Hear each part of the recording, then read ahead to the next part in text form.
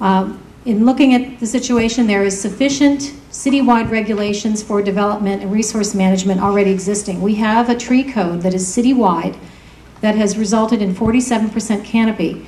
This is a regulatory program that could be brought to Metro as part of the package of things that we do, and it exceeds Metro's requirements. So we do indeed already have a regulatory program, I guess, that meets the speed limit.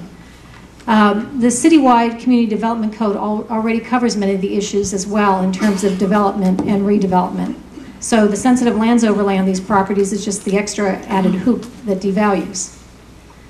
The city is filled with parks and open spaces, about 600 acres, and if expanded or restored, this gives the city credit towards compliance with Metro, and this is per Metro's Title 13 documentation.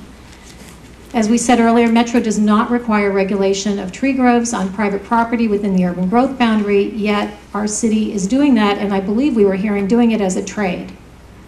And Metro says it is not their intent to regulate backyards. I've had a personal meeting with the Metro planner for Lake Oswego, and this was very much his message. Title 13 allows for voluntary educational approaches in recognition of private property rights. Metro had a resolution in '04 that indicated that the private property owner is the best steward of their land. And Metro negotiates and works with cities for solutions that meet the needs of individual communities. This is not a one-size-fits-all, and there's an opportunity for our city to negotiate with Metro to make sure that we are not damaged in the process. There is no requirement by the state, DLCD, or Metro to be adding any new properties to the map yet. Yet the city continues to propose more to be mapped. And I recognize that they've said the mapping is on hold until 2010, but our point is there isn't any need to do any more mapping, and there is a concern that city planners have already said that this would be an ongoing process every 2 to 3 years. So if you're sitting there not currently on the map, stay tuned. You could be if this continues to go through as it is. And there is a process that allows the removal of the already designated properties. So those 1,800 that were designated back in 1998, there is a process called the PAPA rule through DLCD that would allow for the removals of those.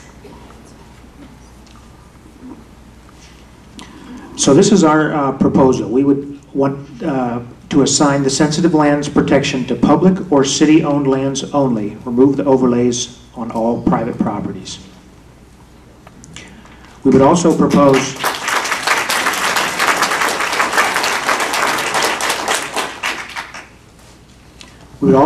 to utilize community-wide voluntary educational stewardship programs. The Lake Oswego Stewards would be happy to assist and support in those efforts.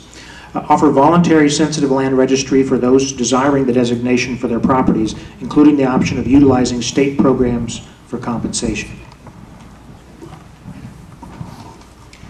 And we request the following from you, our elected officials.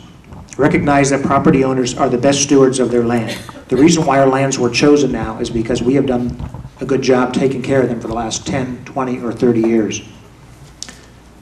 Change the composition of the Second Look Task Force to eliminate conflicts of interest and to better represent our citizens.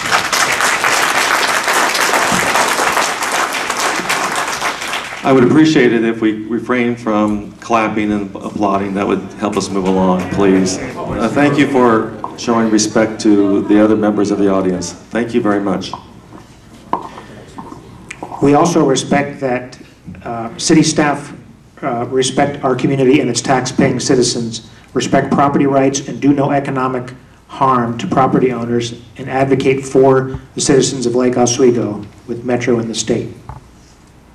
You'll be seeing these lawn signs springing up all over the city. The city has stated that the Sensitive Lands Ordinance is to protect water quality and wildlife habitat. We believe as it's currently designed, it will do neither. It puts the burden of arbitrary, unfair, and onerous restrictions on a minority of property owners.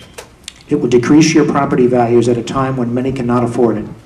Please join us in our efforts to stop the application of this ordinance to private property.